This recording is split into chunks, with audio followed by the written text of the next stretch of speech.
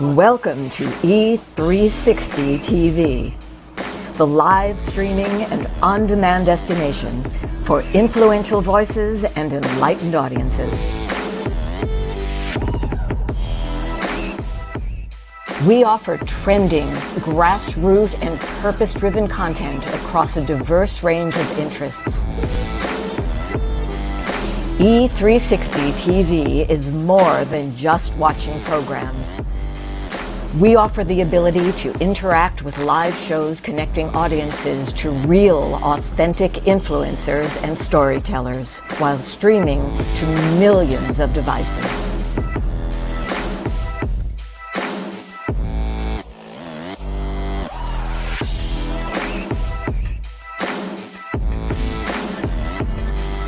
Real experiences.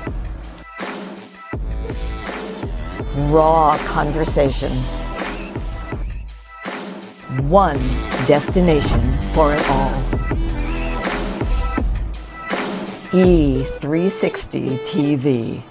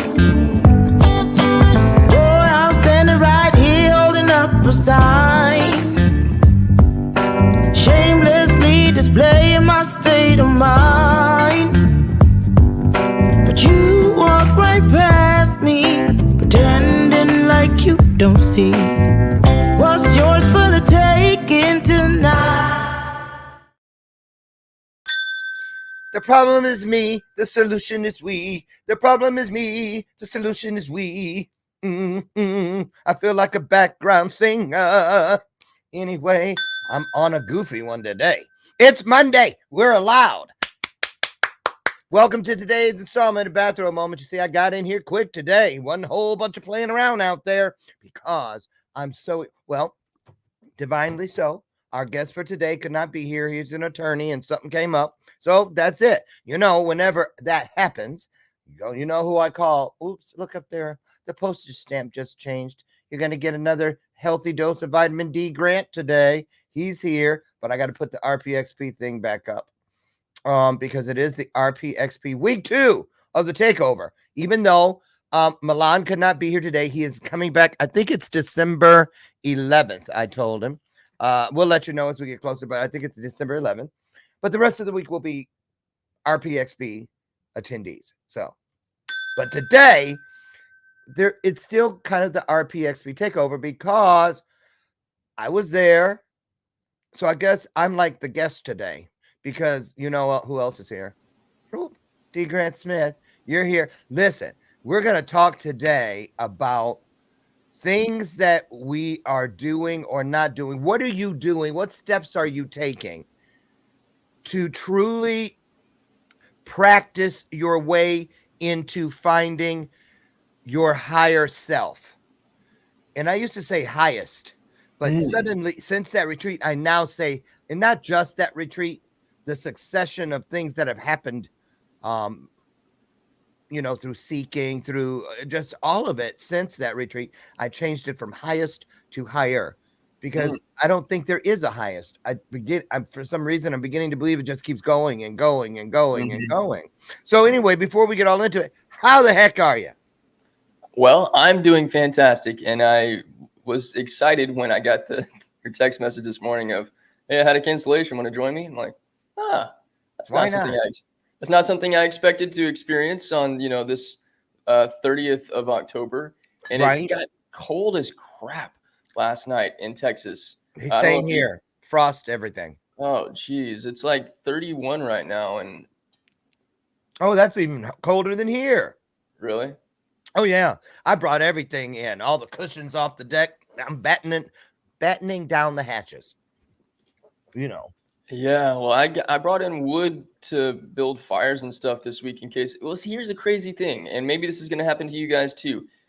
Typically in Texas, we have the craziest kind of wintry seasons where one week it's frozen and then the next week it's 80. And literally, that's not like hyperbole to say, one week it's like this and the next week it's way different. No, like that's the way it actually is. And sometimes it can happen within like 24 or 48 hours. And you're like, Yeah, what the crap is this? yeah. So this time next week, next Monday is going to be 80 degrees. No lie. That is so interesting. It is. Okay. Well, stay warm, D. Grant Smith, and you all out there. I see you out there. Say hi from wherever you're at. Let us know where you're at. Where you're watching from if you can. I see some of you are watching from unknown platforms, but we love you anyway, and we're glad you're here. So today, this is an interactive and immersive experience. I really want to hear from you guys. Sherry McQueen, I know you should chime in today because you do distance Reiki, and I've actually taken a session from Sherry. Robert Brooker, I know you're all over the place, always all up inside all these different places, and you, D. Grant, and the rest of you. And here's where I'm getting, where I'd like us to go today. And I have a clip that I can show a part of. I don't know if we'll watch the whole thing because that was in case you couldn't come. So I was trying to take up much time, right? That was the floor show. Let's put it that way. That was the floor show. Oh, you guys say hello, Lucy McGillicuddy Ricardo. She's here today, as always. Say good morning, Lucy. There's so much out there. Seriously, when I was looking for what I want, the clip today, I was like, well, I don't want to be, the same old stuff. Because now when I go in there, I'm like, what's this? I'm sniffing out everything. And there's so much. 5 ways to make sure you engage your this. This works fast. Do this meditation and you will be talking to your ancestors. Ooh, come in here to the Akashi Records Hall and we will show. I mean, it's just all this stuff. And I was kind of sharing with you when we were backstage that it can be a bit overwhelming, between the overload of opportunities. You see how I said that? Opportunities. But then this is the thing for real talk. No bullshit. We got to know how can all of those things be. I'm not saying what they're talking about isn't right or isn't true or isn't available, but I can't believe that we should just reach for every little thing and automatically pour it into our souls, our soul space. There must be some type of vetting or some litmus test or you know what I'm saying? And just now that I am actively seeking at what I feel, I'm back to Helen Kellering it like I've always done, just feel my way into what is right for me. I'm already experiencing things, D. I kind of mentioned to you backstage, like where you kind of get the feeling when you talk to some people when they're trying to explain, this is what I do, this is my thing, and you need to get rid of that and replace it with this. It's a lot. It's a lot. So tell me, do you know where you're at in your seeking your higher self? I mean, do you have a plan, D. Grant? Like, I want to learn Reiki, or I believe in energy healing, or maybe I have these gifts, or I'm gonna go over here and go on a retreat or a pilgrimage, or I'm gonna go to ayahuasca. I mean, it's so much. Yeah. What do you I am going to do ayahuasca eventually. I am too, eventually. I've got a friend that has been working with his shaman for a little over a year in Mexico, and he's given me an invitation to come down and do that. So that's going to happen at some point. But no, you're totally right. And it's not, I think it's not just there's so much in this spiritual community to like be open, or to open ourselves up to, and see like, okay, there's all kinds of different, it's like getting to a crossroad where there's not 2 lanes you could choose from. There's like 2 billion, and they intersect with each other in a variety of different points. But to answer your question about do I have a plan?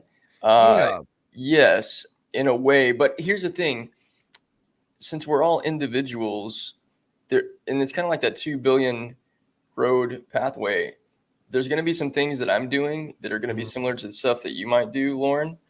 But there's going to be some things that are going to be different. And embracing the uniqueness of that is a big part of it, because my higher self is connected to all that is, because that's what God is. God is all that is. And so all that is interconnected, but yet it's at the same time, the paradox is it's also individual. So individual. So 2 things can be true at the same time. It can be all inclusive and also completely unique and similar, unique unto itself, and different. And that's part of the brilliance of it. But I had an experience last September where I forget who it was that there's a couple of key teachers that I follow on YouTube. And so when they do their teachings or whatever, and I'm like, okay, well, I'm going to try this out for myself. Yeah. And the suggestion was just get into a quiet place with a journal and a pen and ask your higher self specific questions. And there were some specific things that I wanted to know. So I wrote those questions at the top of the paper. And then I just said, okay, I don't know what to do. Answer these questions for me. And if you've read Neil Donald Walsh's book, Conversations with God, that's exactly the experience that I had. I started getting this channeled message, and I just started writing it down, and I was doing my best to keep up with what was coming to me. And I know it wasn't me making it up, like with my imagination, just trying to play along as though I was having this spiritual experience. I really felt God speaking to me, higher self speaking to me in this very specific way. And when I got like 4 pages done, and this is the way I write too. Yeah, it is the way that I know that God is that I'm writing God's channeled message through me. I got to the bottom of the page, and the last line said, "That's all you need to know right now." I'm so proud of you. Yeah. Oh my goodness. Yes, they talk to you like that. I promise you that happened to me. And thank you for sharing that, because I still today, people, you've been on a coaching session with me where all of a sudden I'm looking at you, but my hand is moving, and how the stuff that will write it down specifically, underline, the way they'll separate the paper, and you've seen it. So that scribeness, that becoming a scribe, I know that's a gift. I know that. I don't know if it's a gift as much as just a way to communicate. I don't think it's a gift. I think it's just an opportunity. It's a lane that's available to all of us. That's what I get the feeling anyway. But in the 80s, right around the Apology Accepted time, when I went to the NLP and the hypnotherapist, and she told me to see myself in People magazine, and it happened, and all of that. Right in that time, it had already happened. I'd had the dream and everything, and I was gonna try to this was leading me to her. That's right. And I was suicidal. And I said, okay, I've got to get organized.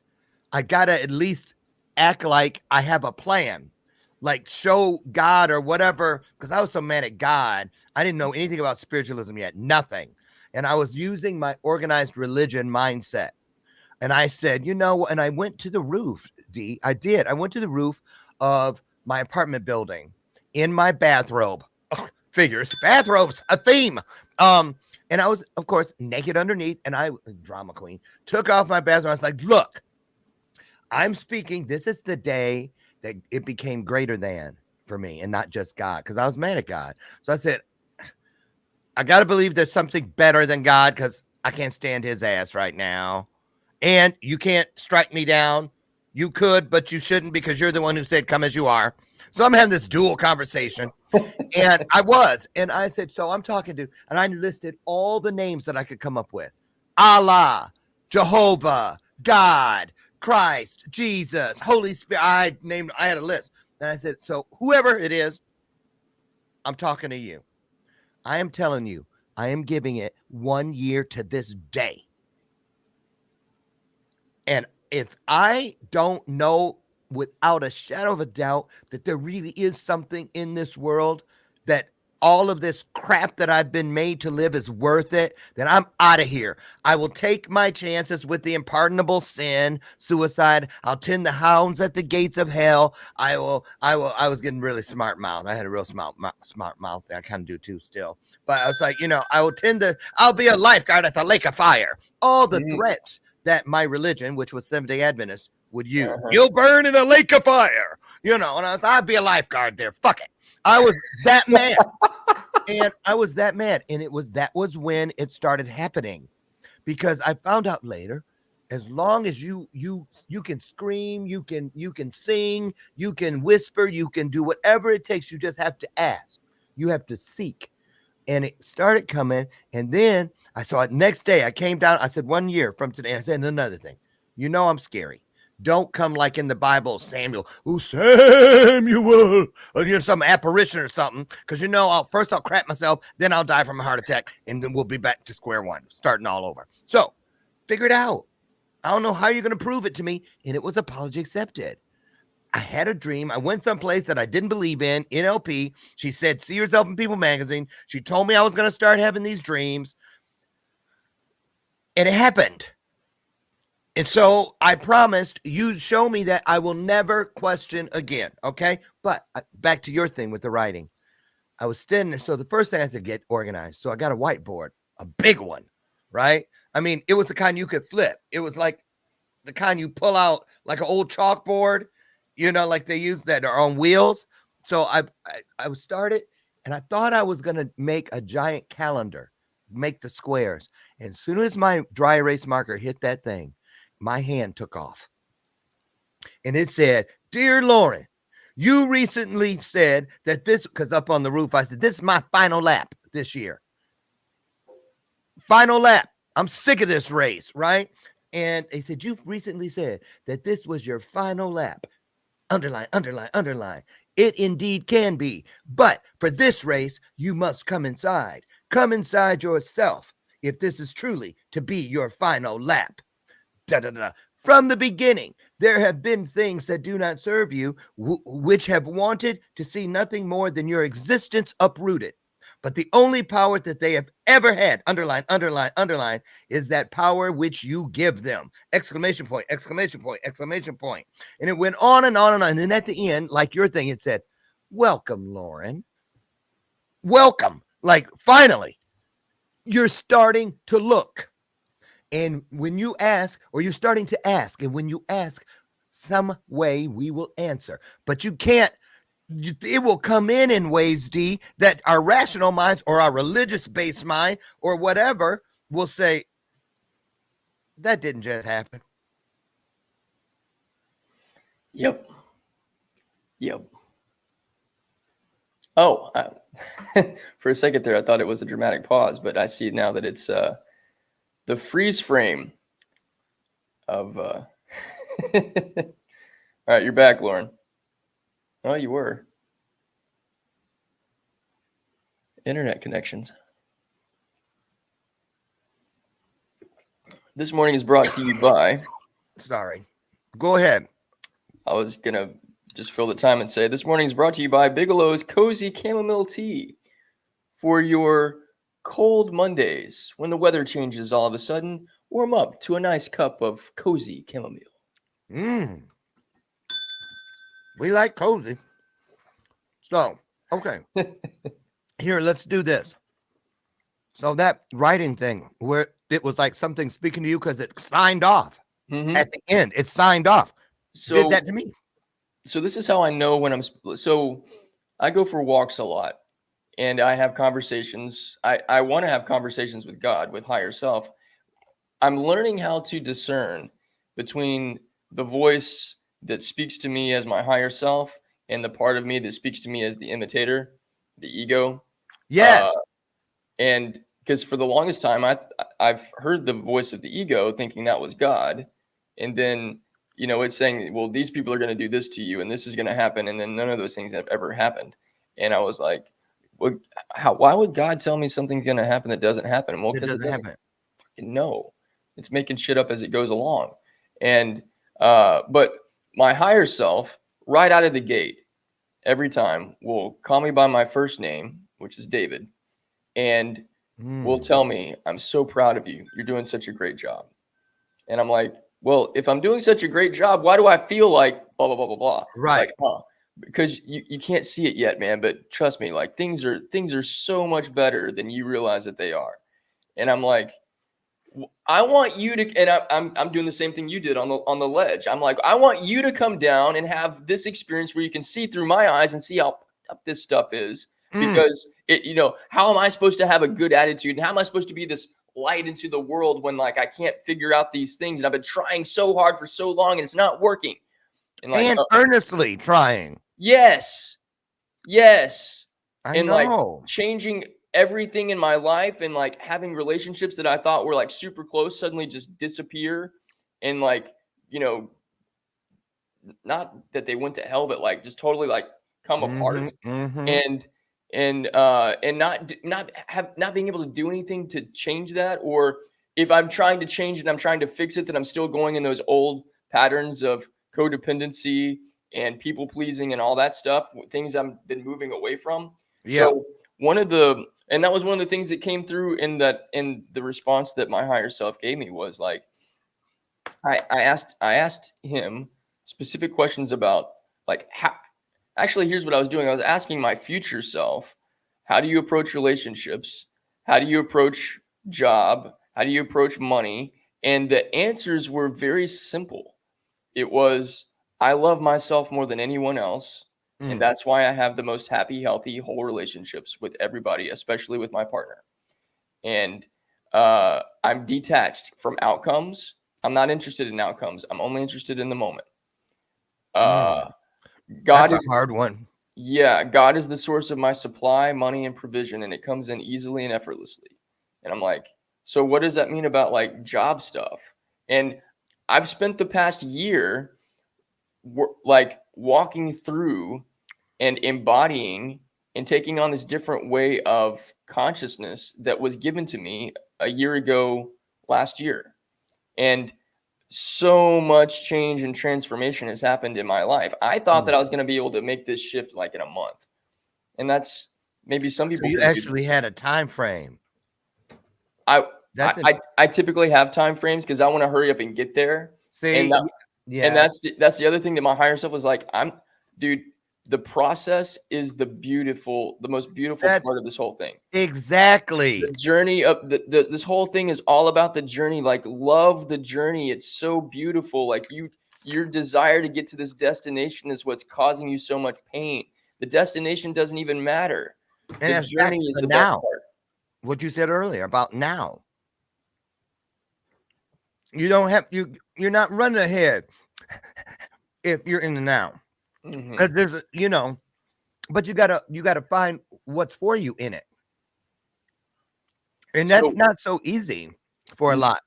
No, it's not. But what's also interesting is, and I mean, Lauren, you're one of the catalysts for me in my story because what was it, 2-3 months ago? You and I sat down and had a conversation, my very first coaching session with you. And you and I hadn't really talked about some specific things. And I don't want to get into the specifics of it, but like in a moment, you identified something that was very personal to me and that I hadn't shared with a lot of people, hardly anybody.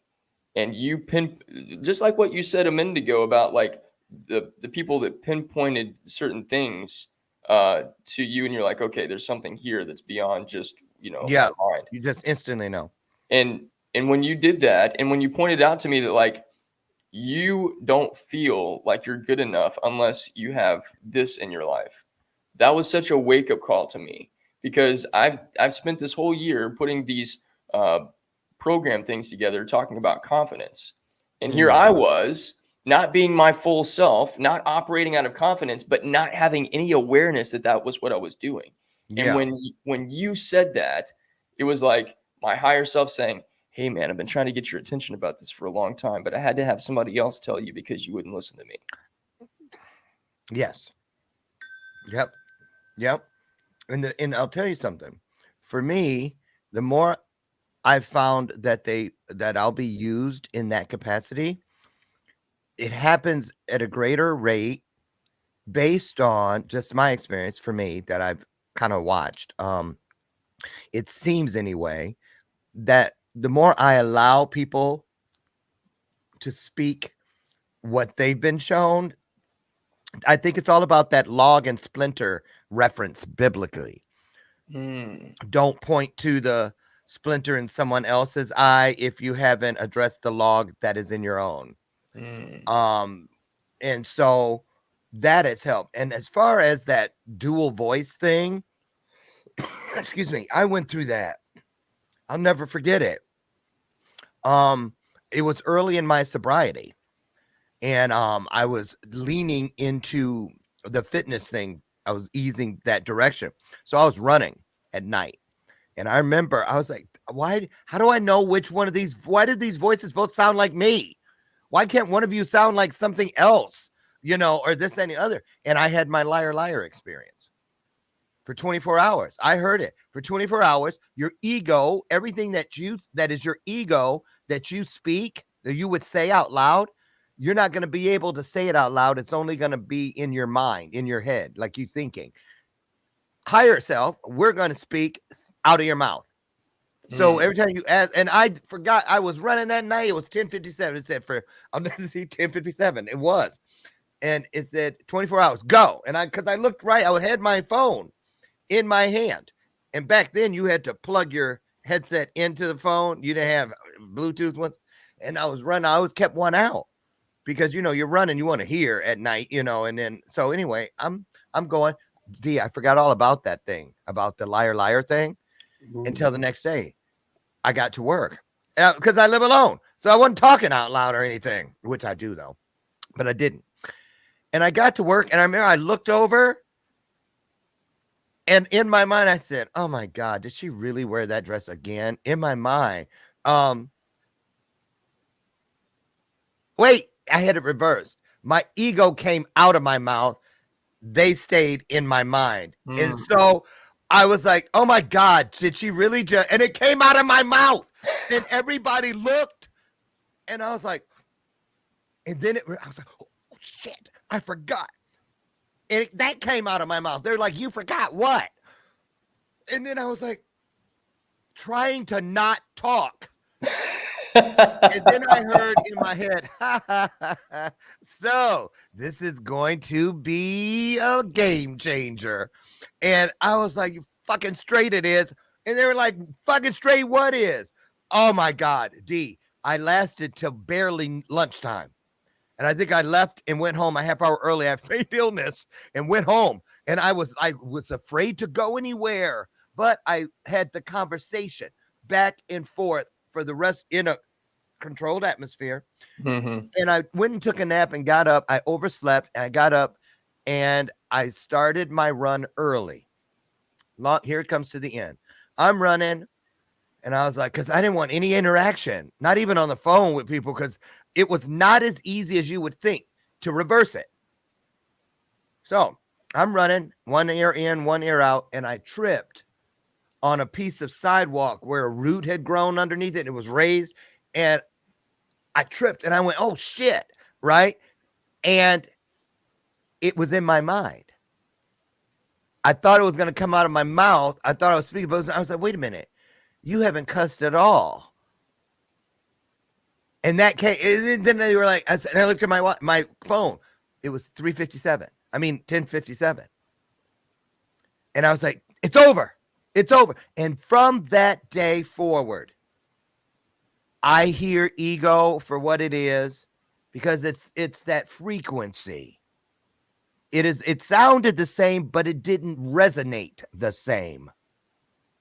You see what I mean? Like if it were a vibration, my higher voice, if it were vibration, it felt different than when my ego, I might have to put a stethoscope on it to get the same vibration. It wasn't coming through as clear once I asked, is what I'm saying. Mm-hmm. So, I mean, okay, did any of you go with that, struggle with that about, I hear this thing, but is it me or is it okay?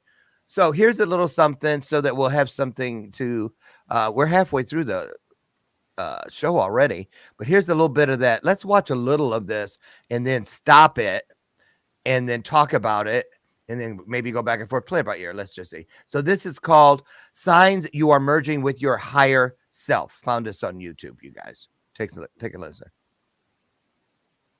It's easy to lose sight of our true selves amidst the chaos.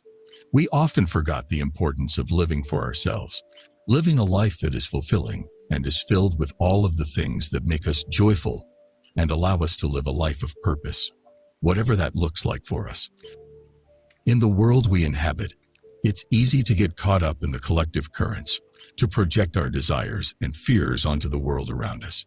We find solace in following familiar trends and patterns, seeking validation from others, instead of taking our own unique path. But deep within each of us lies a connection to something greater, something transcendent, our higher self. It is through merging with this higher self that we unlock the keys to our own inner wisdom, purpose, and fulfillment. As we begin merging with our higher self, something profound happens. The opinions of others fade into the background, and our focus becomes laser sharp on achieving our life goal. We become detached from external judgment and embrace our own truth. Is at that moment in our lives that we're ready to listen to our intuitions, the gentle voice within, which shows the way when we are ready to face everything.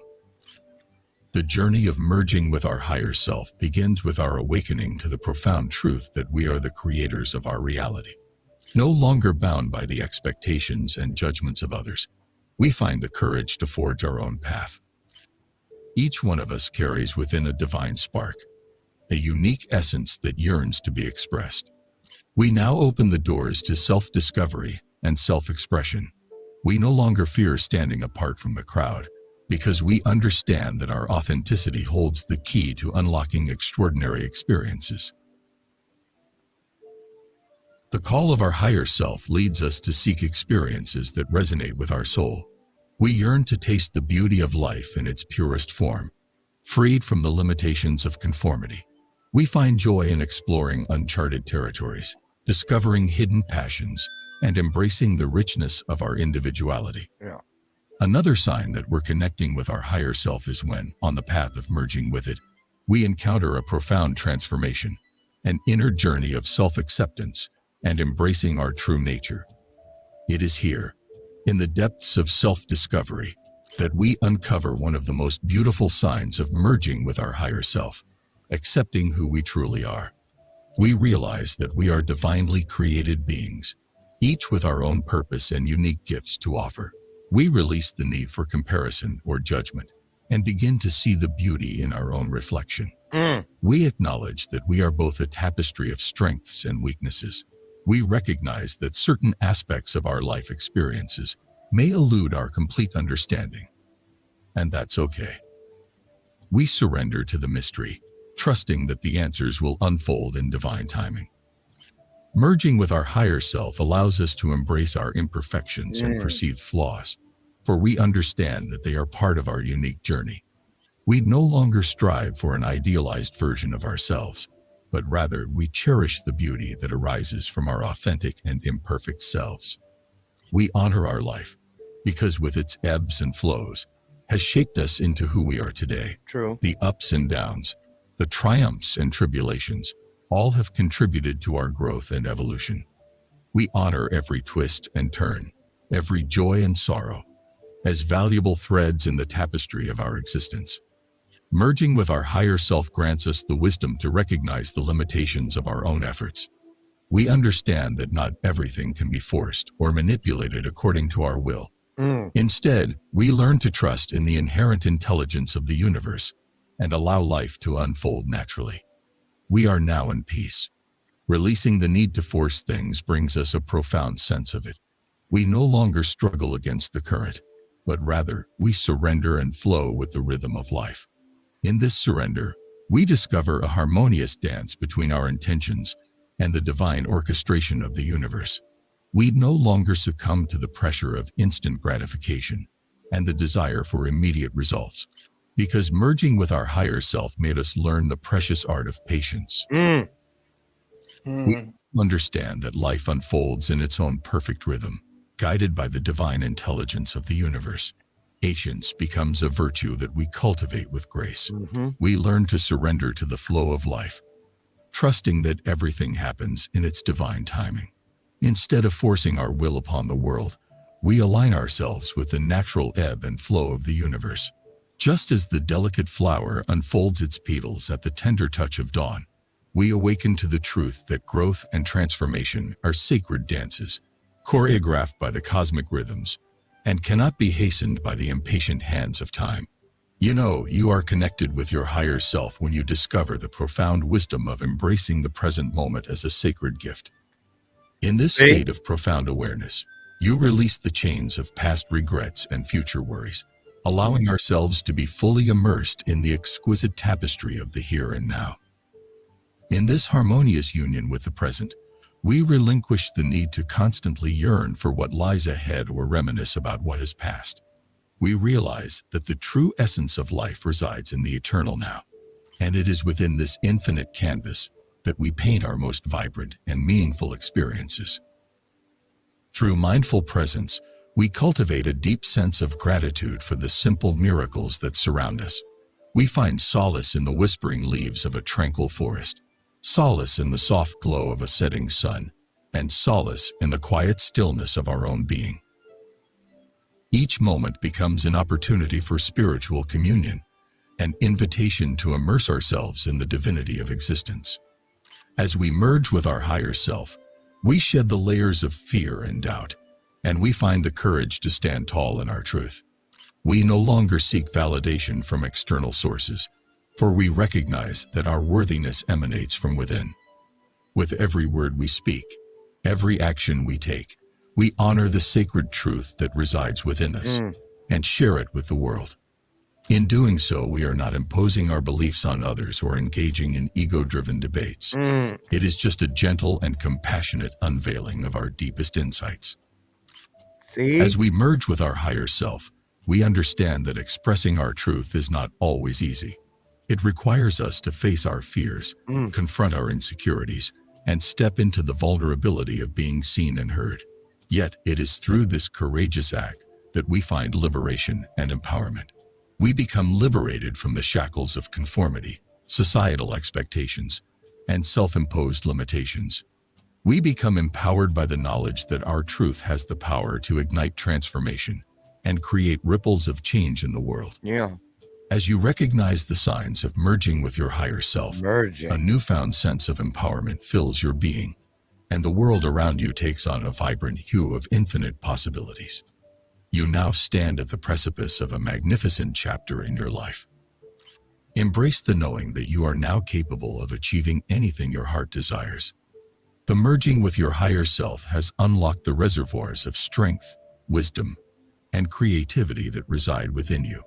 You are a conduit of divine energy, a vessel through which miracles can unfold. Thank you all for being on this. Wow. I guess we were going to watch, though. I don't guess. I know we were going to. Boy, we were meant to. That was really compelling. See, and it speaks to D. Graham. I want your input on what you saw, and you guys as well. I remember at the beginning, I was saying there was so much. I didn't know which one to choose. So I had to surrender and just ask and say, will you please lead me to the one we need to see, hear, feel, experience? And I just want to say this about surrender, and then we're going to get to what Deed got from it and what you guys got from that. My definition of surrender is literally falling in love, knowing that no matter what, if it gets to feel like it's overwhelming, too TOO hard, too TOO anything, If that word is not at the end of a sentence where it is inclusive, room for you too. Come on, I want you here too. If it moves anywhere else, I immediately throw my hands up and fall in love, which is source. Everything that is greater than me, angel, whatever is going, I know that it will catch me. I know that I am home. I know that I am safe no matter what. And I think a lot of us, when we hear falling in love, we think romantically. Mm-hmm. But falling in love for me is the definition of surrender. Just, you know, and understanding that love has got me. And so anyway, that thing about merging with our higher selves, here are my takeaways. Ready to face everything. That was huge for me. Merging with higher self, doing your best. I kept hearing that, you know, it can seem like such a challenging thing to adhere to and understand all the things we just saw in that wonderful clip. But when you do your best at the end, when you take your last breath, as long as you have really done your best, you've won. You've earned your way to what is next. So that living outside of the frame was another thing that came to me when they were talking, when it was explained to me, Lauren, it's time for you to, the reason I want to know more and do better with this merging with my higher self is because I heard, Lauren, you're ready to come out of the frame. Step out of the frame and look at the entire picture, that tapestry that's been created around you thus far in this journey. And in order to see it, you have to come out of the frame, or you're just going to look at everything that's hanging across from you on the wall, opposing wall. But you got to come out and face what's in the frame. And then finally, when it said triumphs, tribulations, did you notice nowhere in there did they ever refer to anything that didn't work out as a failure? They never said anything was a failure, because that meant that if you see anything as a failure, it means that it didn't serve a purpose, and everything serves a purpose. So that's what I got. What about you? What did you take from that? Well, that was the most perfect clip you could pick for this whole conversation, because everything you shared and everything that I shared earlier about our previous experiences was encapsulated in that moment.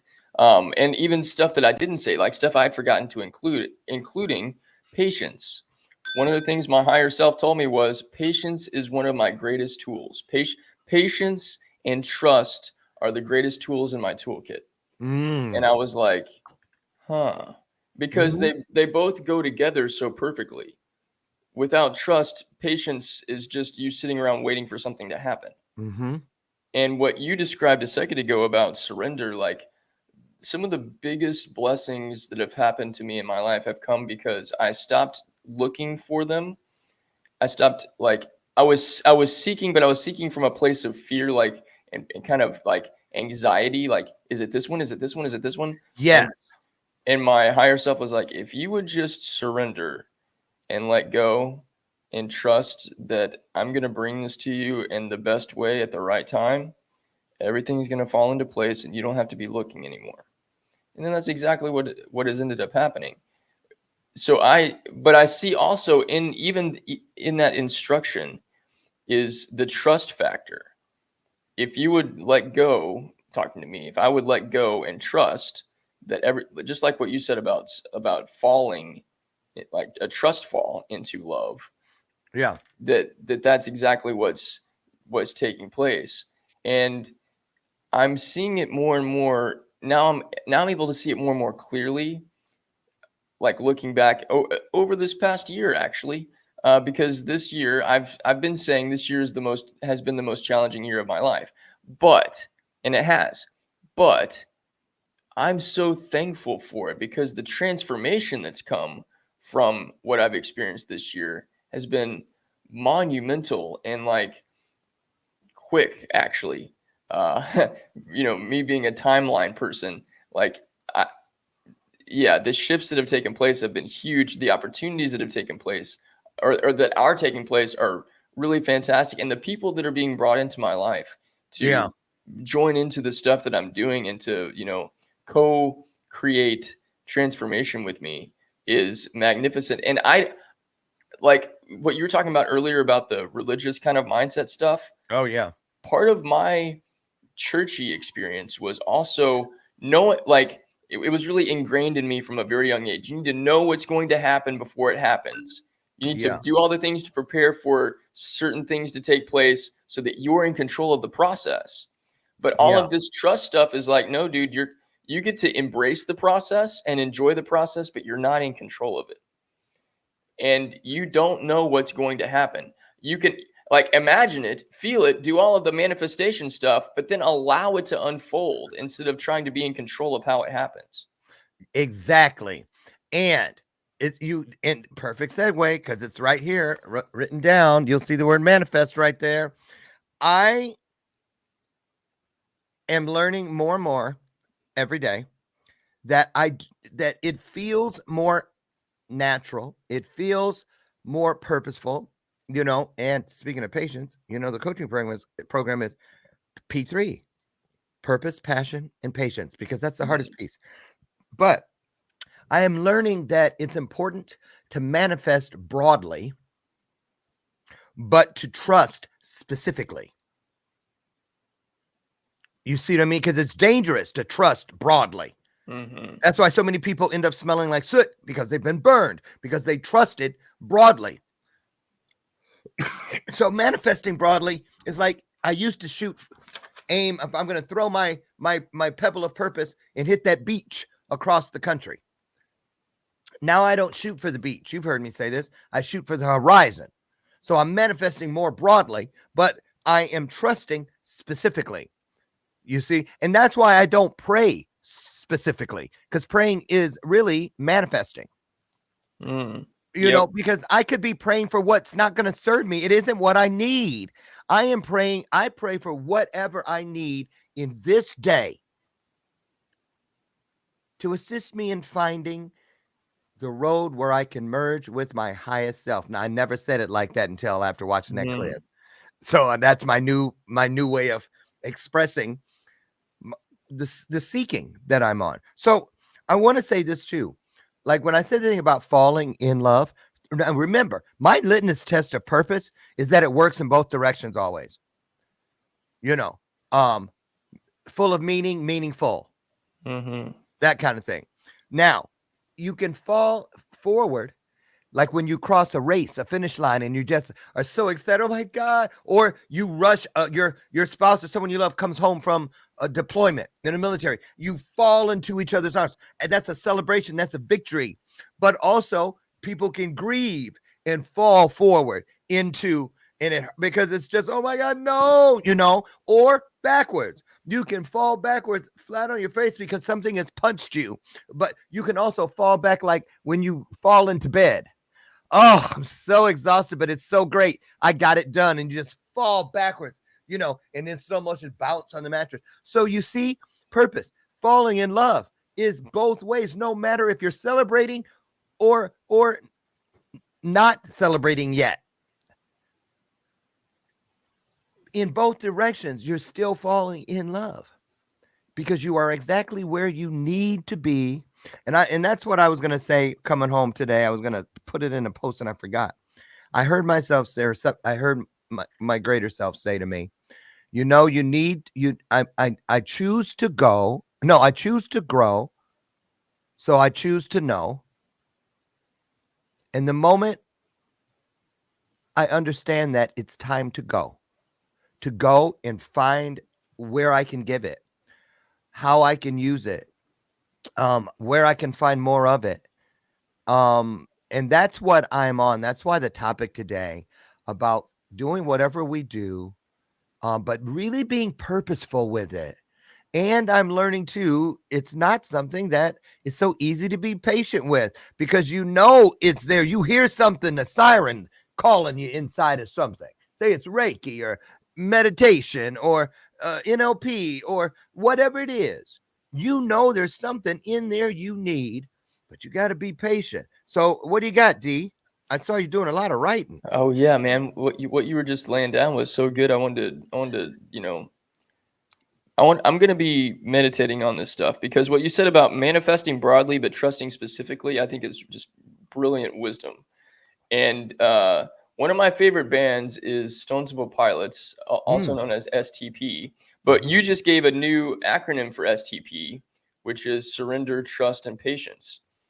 And so that's part of what I was writing down. I'm like, the the trust part being such a big factor in this, because, and this is something I think Lori was talking about how, so much of the world trusts and or focuses on the world. The whole thing about that, and that's kind of a phrase that was used a lot in church too.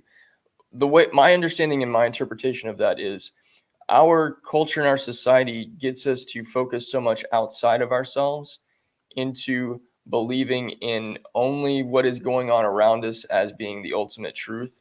And that's the only thing that we can trust, when the opposite of that is actually true, because we create from within. Whatever our conscious state is, this is part of, God working in us. Whatever we are conscious of and whatever we are believing and holding to be true, that's what we're seeing reflected in the world out here. So the world out here is more of a mirror than it is the actual cause. The cause is what is taking place from within. And this is something else that I've been learning over the past year. My physical body is not the all of me. We all have an ethereal field that surrounds us, that is, Dr. Joe Dispenza calls it, your energy field. Yeah. So our energy field Definitely. is our soul and our higher self all encompassed. And so our body, this part of us, is actually inside the greater part of us. And we are interacting with the world in different ways and with different people. And our energies are what's actually interacting more so in a lot of ways than what our physicalness is. Just like right now here in this moment, our energies are interacting with each other. And if I believe that everything that's outside of my energy body is the ultimate reality, then I am allowing myself to be programmed by the matrix, for lack of a better term. But the reality of the situation is, when I awaken to see that the God force is inside of me and inside of my energy field and doing the creation part from within, everything outside of me is actually very malleable. It's the clay in the potter's hand, but the potter is myself and my spirit and my mind and my heart. And through the process of feeling and imagining, all kinds of things can take shape. I don't get to, from this point, I don't get to be in control of when or how it happens. That's not my job. That's the greater, higher self part of me at work that's doing that and orchestrating everything to happen exactly the way that it's supposed to at exactly the right time, outside of my individual ego, like whatever control. Yes. And that's the way that it works. And there is trust in that, there is surrender in that, and there's patience in that for the win. I agree. And the last thing I want to throw out there today before we get out of here is, I just wrote this down, and this was important to me because part two of what I'm about to say, it's where I feel I'm at now. But I remember a long time ago, during the years of my addiction, when Greater Than kept reaching in and just talking to me straight up, just like as if it was standing right in front of me.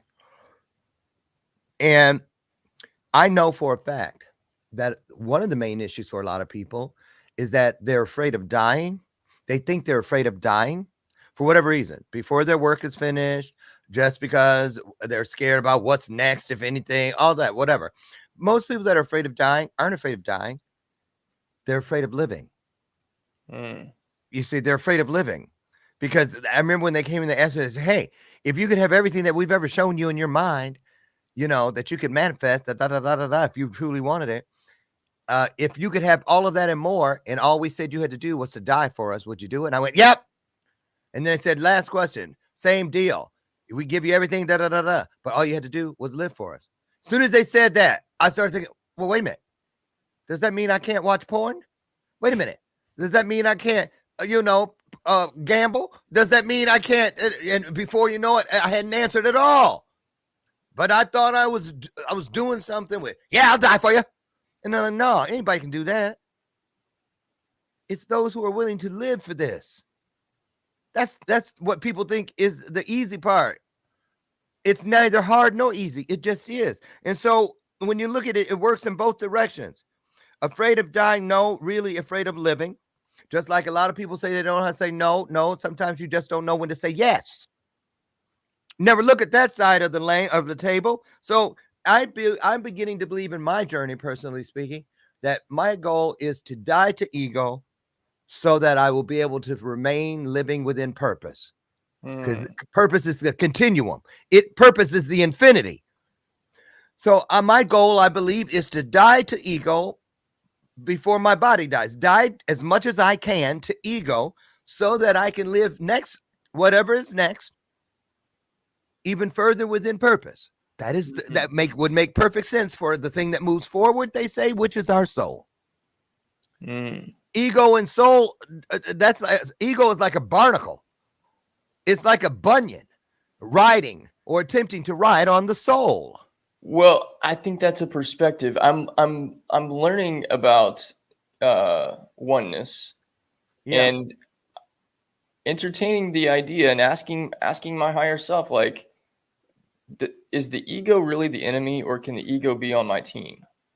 That's a great question. Because what I'm understanding from different other teachers that talk about how the ego is the part of us that was given to us to survive back, generations and generations and generations ago, when what it was that we, when we were running from saber-toothed tigers, or, like just surviving on a day-to-day basis was the only thing in the world that mattered. And that survival part of us is a part of our inherent nature. Yeah. But there's there, especially, we've got so many mechanisms now in our lives where, like, core survival of, just being able to eat or not getting killed by, a wild beast is not something that we're wrestling with like we were before. Right. But that survival instinct is still trying to do things to keep us safe. And it's coming from, if we can allow ourselves to think, my ego isn't actually trying to harm me. It's trying to keep me safe. It's only doing what it knows how to do in this very basic monkey brain, lizard brain, survival mechanism format. It doesn't have the higher operating system. Well, think about it. If we didn't have ego, it wouldn't be as exciting and fun and challenging to strive towards merging with your higher self. Yeah. And so, I mean, it kind of pushes me. It's almost like a coach. Yeah. You know what I mean? Like, get out there on the field. Push it all the way across the one line. What are you, crazy, you wimp? Get in there. There's no crying in life. That kind of a thing. I see what you're going. I see where you're going. And so many people are probably right now watching this or on the replay arguing. Nope.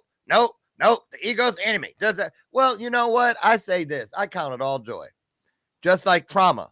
They would think, a lot of us think that's the enemy. But you know what? I tell audiences all the time when they start yelling out, especially bigger audience, oh, we're so sorry. Because a lot of places with the bigger audience, they'll show my gold cast first. And people will feel all sorry for me by the time. Well, I told them, quit playing that thing. Because it wasn't meant for that. Don't cry for me, Argentina. How bad could it have been? It didn't feel good. No. It wasn't right. Maybe no.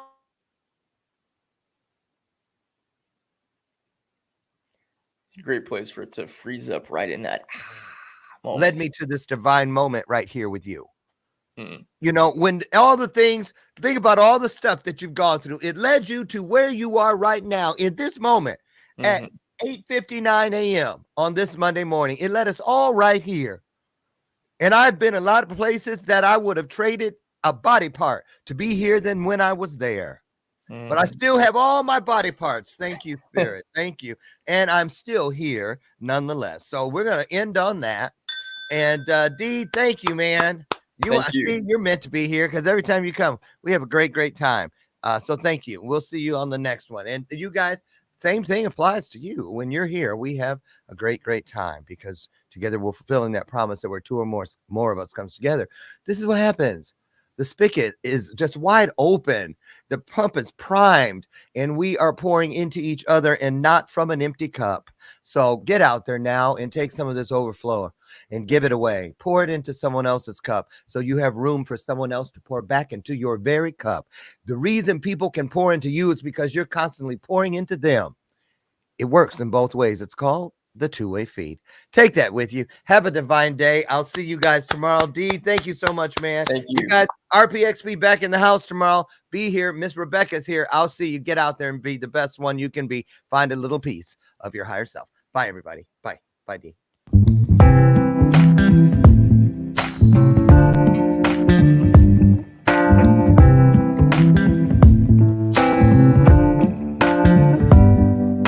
Show me your soul.